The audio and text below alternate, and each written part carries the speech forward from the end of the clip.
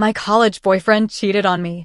He used my money to sleep with my dad's illegitimate daughter. He shared lingering, ambiguous kisses with her on street corners, and even planned to go abroad with her to get away from me. I sat in the car and smoked a cigarette, watching the two of them on the street, completely unable to understand. Back when Michael woke up in the hospital, I spent so much time trying to trick him into being with me. He never yielded to me, as if I were his greatest enemy in this life. Even if I forced him to stay by my side, he always maintained that untouchable demeanor. But it turned out that he could also show that gentle, happy smile. After the business dinner, it was already past midnight. My assistant subconsciously wanted to take me back to my apartment near the office, but I stopped him and said, "Take me to Johnson University. Michael is studying there now, and the house I arranged for him is nearby. During normal school hours, he doesn't want to see me, and I rarely bother him. We communicate very little, because if I say 10 sentences, Michael won't respond with a single word. I can only mechanically, forcefully hold him in my arms. So I only now realize that he's been plotting with my dad's illegitimate daughter, my sister, to get away from me." The elevator stopped, and I leaned against the door, waiting for the alcohol to wear off before turning on the lights. I slowly walked through the exquisite mansion, through every room, even checking the bathroom and closet. But there were so few traces of life here, the bed ice cold on a June night. I sat in the bedroom that was originally arranged for Michael, remembering the last time I saw him in this house. I brought people over to deliver clothes and food, and the assistant found him a nanny. Michael was wearing a very white shirt, his back to me, ignoring all the things I brought, without any reaction, only slightly lowered his head, flipping through the book in his hand, as if separating himself from me into another dimension. Hatred can't be faked. But I don't understand. The lost memories can't be recovered, and all my attempts at making amends can't bring back even a little intimacy between us. In the beginning, Michael said that he saw me at the university basketball court, talking business with the school leaders, and he fell in love with me at first sight. That year, Michael was only a freshman, just turned 18. I was 5 years older than him and had just graduated and returned to the country. My family is a chaotic and even feudal family business. The family relationships are intricate and messy. The relatives are incompetent and greedy, and my dad has no sons, only me and another illegitimate daughter. After Dad died unexpectedly, I was surrounded by beasts wanting to seize his assets. Everyone wanted to pull me down from the position of CEO of the corporation, including my sister. Michael was like a blinding light that broke into my world at this time. At first, I naturally had no mind to pay attention to him. There were many people who pursued me and expressed their affection for me, and I had no time to have a relationship with the little boy. Michael at that time was cheerful and lively, never knew how to give up, and he began to pursue me. Every day, he would bring various desserts to my office, wave to me downstairs at my apartment at night, set off fireworks to create romance, and when I attended cocktail party with the big bosses, he would barge into the restaurant and directly drink the toasts on the table for me. He even wanted to take over my assistant's job. In the past, the confessions I faced were all cautious probes that stopped when rejected. I would refuse, and they would start to give up, and everything would end. I had never faced such a fiery pursuit from a teenager. Michael disrupted many of my plans, brought me so many surprises, and even made my emotions rise and fall with him, but no matter how hard I looked, I couldn't find any negative emotions towards him in my heart. I didn't hate him, so he could easily get my contact information, could freely enter and exit my office, and could find me whenever he wanted with my permission. Of all the people around me, only Michael would show me a sickeningly sweet smile when he saw me and even always wanted to pounce on me. Michael pursued me for half a year, and one weekend I agreed to go on a date with him. He was visibly happy and suddenly ran over to hug me with his arms outstretched. His strong arms held me behind my back. I could hear Michael's heartbeat in his chest. Michael was always impulsive. Wearing 9 centimeters high heels, I naturally couldn't resist his powerful momentum. After we separated, I saw that my right ankle was swollen. Michael's movement of lowering his head and bending over was very natural. I saw his short, messy black hair, randomly blown by the wind. When his hand held my ankle, I avoided it. Michael cupped my calf with his hand, looked up, and said with a gentle look, "Let me see." My hand was hanging down, and he leaned over and suddenly kissed my fingertip. He only grinned, showing his teeth, with a very shallow dimple on the left side of his cheek, like a successful prank. My first date with Michael was at the basketball court. Michael parked the car at the school and reached over to take the bag from the back seat. Inside was a basketball jersey and a women's sports suit. Michael had the characteristics that boys of his age all have. He was very cute. He said that he fell in love with me at first sight when he first saw me and that I didn't see him on the court, so he wanted me to only look at him and not be able to look away. On the outdoor basketball court, Michael was wearing a black sleeveless basketball jersey, standing on the edge of the court, waving to me from afar and making a dunk gesture. I held the sun umbrella he had prepared in advance, wearing a hat, and sat in the stands, nodding to him. But the girls behind me burst into screams even faster than I did. In this basketball game, I saw Michael's high-spiritedness as he sweated on the court, and I also truly felt his popularity among his peers. During the halftime break, Michael walked across the court to me. He bent over slightly, his hands on his knees, his chin following the lines of his neck covered in light sweat, right in front of me. "Do you have any water?" he asked me with a little light panting in his breath. I handed him my water glass. He glanced at me, smiled, and tilted his head back to drink it directly. Someone blew the whistle on the court. Michael gently hooked my lips with his finger knuckles. He never felt embarrassed to say these words. It was just natural sweetness. "Your lipstick looks so good today." After he finished speaking, he smiled at me and turned around and ran back to the court. As Michael ran away, several little girls in front of and behind me suddenly surrounded me. The girls' faces were a little red from the sun, and they asked me, "Are you Michael's girlfriend?" I looked at them without speaking. A girl behind me laughed and said from afar, "There are too many people chasing him after he entered school." A rumor has been spreading recently, saying that Michael has fallen from grace and is being taken care of by a sugar mama from outside the school. After she finished speaking, they looked at me, as if wanting me to give an answer. The girl who had been laughing just now looked me up and down and suddenly reached out. "Sister, why don't you take a look at me?" Michael is okay, and so am I. I was 5 years older than Michael, but Michael had never called me sister. Even after we were in love, Michael mostly called me by my name. Acting spoiled, clingy, pretending to be angry, and smiling happily when he saw me, "Selena, Selena." The teenager's voice was clear and bright. I woke up from my dream, still hearing his smiling calls in my ear, but when I opened my eyes, it was pitch black and silent. I fell asleep in Michael's bedroom, so all my dreams were about him.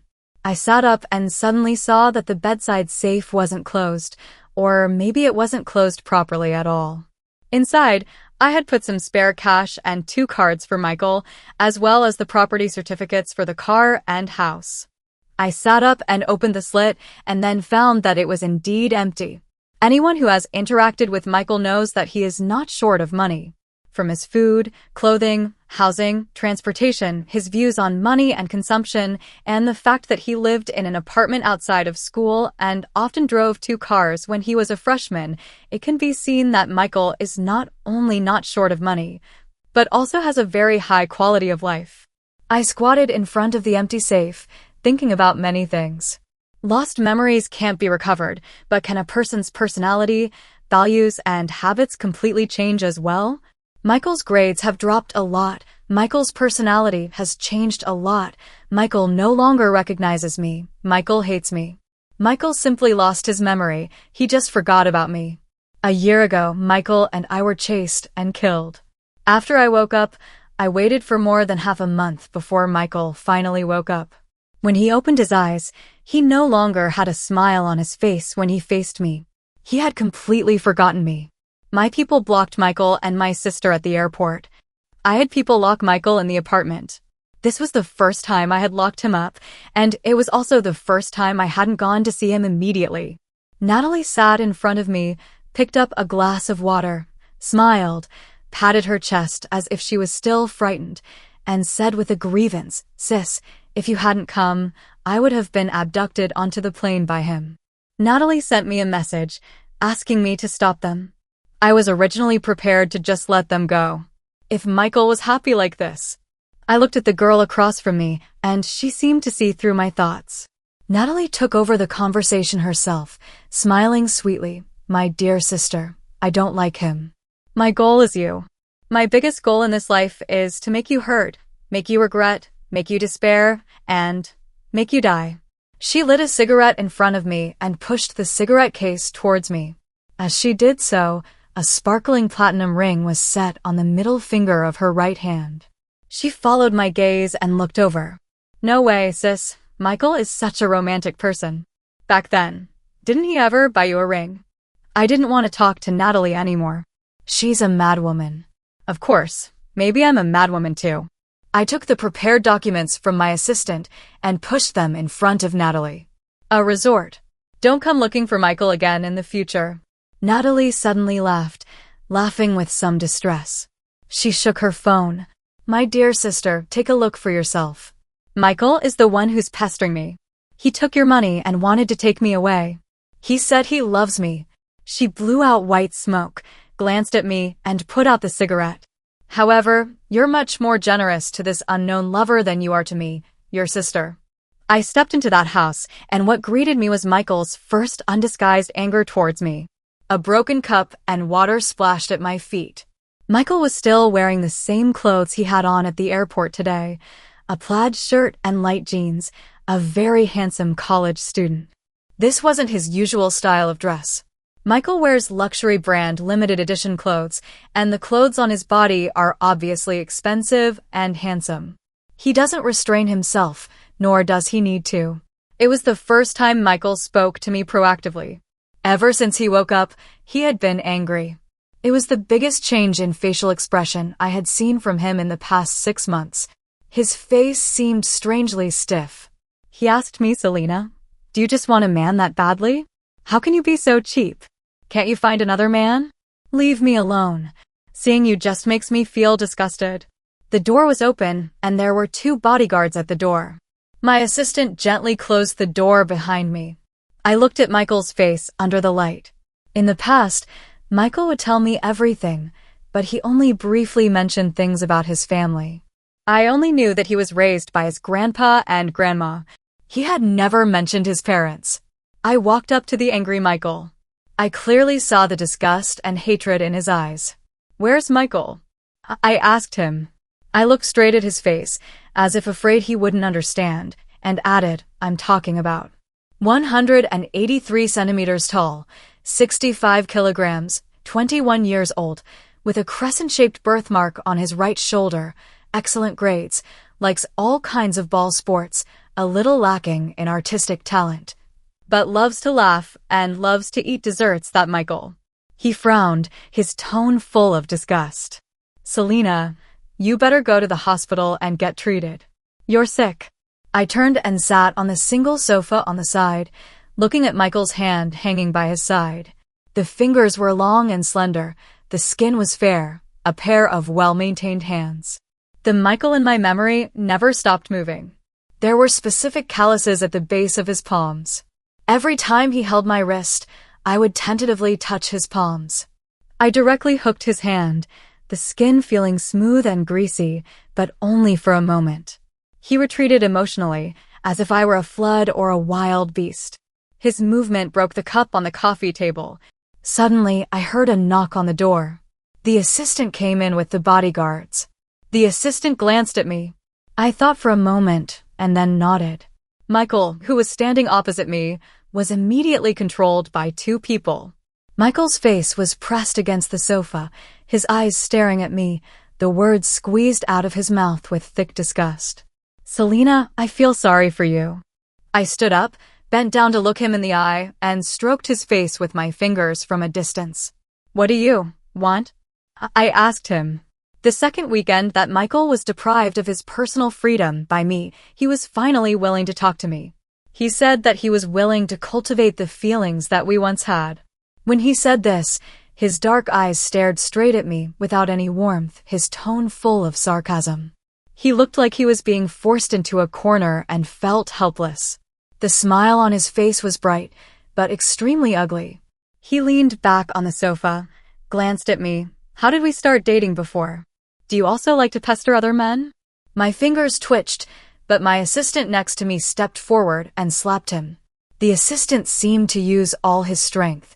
After hitting him, Michael silently lowered his head and apologized to me. I really don't like subordinates with their own ideas, but I really can't bear to hit the face in front of me. So I shook my head and said to the assistant, "You can go out first." Michael's right cheek was completely turned to the side by the slap, and the red 5-finger print was clearly visible on his face. I looked down at his face. He turned his face to the side, angry but not moving. I went into the kitchen and found some ice cubes, wrapped them up, and dabbed them on his face. He pushed me away all of a sudden, his eyes red as he glared at me, the ice cubes sliding across the floor, leaving water stains. "I don't need you to care." His voice seemed to be mixed with broken ice, equally cold. "You haven't figured out your current situation." I held Michael's head and applied the spare ice cubes on Michael's face again. "You have no choice." Michael leaned on the back of the sofa, the light above his head shining his pupils into a light tea brown color. I felt his gaze staring straight at my face, watching. That night, Michael leaned on the sofa, and I stood in front of him, applying ice to his injury. I looked at his face, his eyebrows, his nose. But I just didn't look at his eyes at all. I didn't make eye contact with him. I was afraid that I couldn't help but throw him on the bed. And I could also feel that Michael was looking at me, staring at me, sizing me up, observing me. After he woke up, it was the first time we spent such a quiet time together. Things seemed to be developing in a good direction on the surface. Throughout the summer vacation, Michael didn't seem to have returned to school, so naturally he had no chance to meet my sister again. After that slap that night, Michael suddenly restrained some of his hatred and anger towards me, or perhaps he was pretending to restrain himself in front of me. On the surface, he seemed to be starting to try to accept our past relationship. He was willing to get along with me and even willing to rebuild and develop it. Michael is still a student, and he moved his laptop to my office. Many times, I would be immersed in my work, and when I came back to my senses, I would find him sitting across from me, quietly sizing me up and observing me. This was his rare well-behavedness and obedience after he woke up. So I took him with me on business trips, didn't avoid him during work, and even had him sit on my left side during business dinner. Michael showed his weariness of these occasions, like the gap between a student who had just come into contact with the world and a businessman, like me who was full of career aspirations. I felt his discomfort. That day was in the office. Michael sat opposite me with a cold face. He opened his laptop and held it up between us, blocking his face. The assistant pushed the door open and brought in coffee. I said, "Just consider it preparation for your future internship." Michael frowned on the opposite side, his slender fingers tapping lightly on the table. "I didn't say that I wanted to join your corporation and work for you in the future." I didn't look up. "I didn't ask you to join my corporation and work for me either. If you don't like it, Sam, don't book Michael's plane tickets for tomorrow." I looked at the laptop held up in front of Michael. "Go back and rest earlier today." The assistant nodded and was about to turn around and leave when Michael suddenly closed his laptop and pointed at the assistant's back as he turned around. "Selena, fire him." Sam stopped and turned around. I looked up and saw his face. It was indeed a handsome face, especially those eyes. I rarely pay attention to the appearance of my subordinates, but after Sam had been working by my side for half a year, when I carefully observed his face, he seemed even more abnormally cold. At this moment, I looked up and looked at his eyes from below, only to realize the pitiful look on that handsome face. I stared into Sam's eyes, a pair of light brown pupils, the corners of his eyes slightly upturned, very similar to Michael when he was unconscious, clutching my wrist and calling out Natalie's name. After a pause, I said, "Sam, you can leave first." The sound of the assistant closing the door startled Michael's eyelashes. He turned his face away from me. I reached out and stroked his shoulder and neck, the touch feeling strange and frightening. Where's the birthmark on your shoulder? My fingertips stopped above his collarbone. Michael threw my hand away violently, a sneer rippling across his throat. Selena, are you really crazy? You want me to cooperate with you in acting out this play? He suddenly approached, his nose almost touching my brow bone. Or, did you know long ago that I wasn't your precious boyfriend? Just a fake? Raindrops pattered against the glass outside the window. I remembered the car accident half a year ago, the roar of the helicopter propellers, when Michael fell towards the sea to protect me, his clothes slipping down, revealing the birthmark. But the person in front of me didn't even have the same breathing rhythm as the teenager in my memory. Who are you? I took half a step back, my lower back pressed against the edge of the desk. Where's Michael? He loosened his tie and pulled out a yellowed photo from the inside pocket of his suit. It was during my 22nd birthday party, when Michael was hiding behind the cake. The edges of the photo were repeatedly rubbed. I'm his twin brother, Andrew. He stuck the photo on my face. When my brother was unconscious, I heard every word you said while you were guarding the bed. It turned out that the person who blocked the bullet for me half a year ago was Andrew. The real Michael had died 3 years ago in a skiing accident while studying abroad, and I had selectively forgotten this fact due to a head injury and had been treating Andrew as his substitute. Why are you telling me now? Andrew suddenly laughed, his laughter tinged with broken sobs, because Natalie used my brother's death certificate to threaten me. She said that as long as I took her abroad, she would bury the truth forever. He pulled out a document from the interlayer of the safe. Look, this is an organ donation agreement. My brother's heart is now beating in your chest. I saw Michael's signature shimmering eerily under the light. The last message Michael sent that snowy night. Wait for me to come back and take you to see the aurora. But I was so busy with the acquisition that I didn't even attend his funeral. So you cooperated with her in acting out this play? Using my money to support her and pretending to hate me. Andrew's approaching footsteps suddenly stopped. I thought this would make you hate me. Forget him. His voice lowered, but every time you look at me, it's like you're looking at a substitute. My phone vibrated at this moment. Natalie's message accompanied by a surveillance screenshot. Andrew kissing her at the airport. But I noticed that he was always holding a silver object in his left hand, the lucky pendant I gave to Michael, with the ticket stub from our first date embedded inside. She's using you. I threw the screenshot in front of him, just like she used Michael's death to stimulate me. Andrew's face turned pale instantly, and the pendant slipped from his fingers, rolling out of faint light on the ground. The sound of police sirens came from afar. The assistant pushed the door open, followed by detectives holding a search warrant. Natalie's image of being escorted appeared on the TV news. She showed a crazy smile to the camera, her lipstick smudged on her chin. Selena, you think you've won by getting the stock transfer agreement? Michael was killed by you long ago. Andrew staggered and supported himself on the corner of the table. I saw a new tattoo on the back of his neck, the same as Michael's, a couple tattoo that we had when we had been in love for 100 days. It turned out that he had already engraved his obsession with me in the details. I remembered the first sentence he said when I woke up from the car accident. Does it hurt? At that time, I thought it was Michael, but I didn't notice the subtle tremor in his voice when he called my name. The day of the heart transplant surgery, I pried open his fingers and took out the recording pen from the depths of the drawer. You sang our love song. The recording was mixed with the beeping sound of the monitor. The boyish tune was intermittent. Michael never sang off-key. Andrew took 2 steps back, knocking over the vase behind him.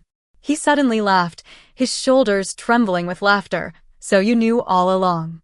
He bent down to pick up the pieces, blood oozing from his fingertips. So you let me live in his house, use his cards, and even the bedding is his favorite lavender scent? I turned around and opened the safe, taking out the prenuptial agreement that had never been signed, because only would make ginger tea when my stomach hurts and run 3 blocks in the rain to buy the cake I love. My throat suddenly tightened. Michael didn't know these things. He suddenly looked up, the sound of an ambulance siren coming from afar, Natalie's screams diluted by the rain. I walked towards him, like walking towards a destined calamity. Andrew, we should both wake up. He suddenly hugged me, with a force that seemed to want to rub me into his bones. I smelled the familiar cedar cologne on his body, the Christmas gift I gave him last year. It turned out that in countless moments when I thought he hated me, he was clumsily getting closer. They say the heart remembers its owner's preferences. His chin rested on the top of my head, so I started to like desserts, started to watch basketball games, and even started to get used to wearing expensive tailored suits. I looked up and kissed his trembling lips.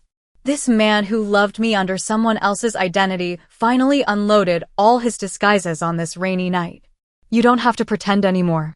I stroked the tattoo on the back of his neck. Andrew, from today on, be yourself. In the moment he was stunned, the assistant coughed lightly at the door and handed over a document. Madam, Natalie's stock transfer agreement procedures have been completed, and the corporation has completely cleared the opposition. When Andrew took the document, his fingertips brushed against the ring on my ring finger, a style designed by Michael, but he wore it with a different warmth. He suddenly chuckled, the haze in his eyes dissipating. So, should I call you CO now, or call me Selena? I held his still bleeding hand, or call me girlfriend. Outside the window, the first ray of sunshine fell on his hair. This substitute who was tricked by fate finally grew his own love on the ruins of lies. And I know that in some parallel universe, Michael must also be smiling and blessing us.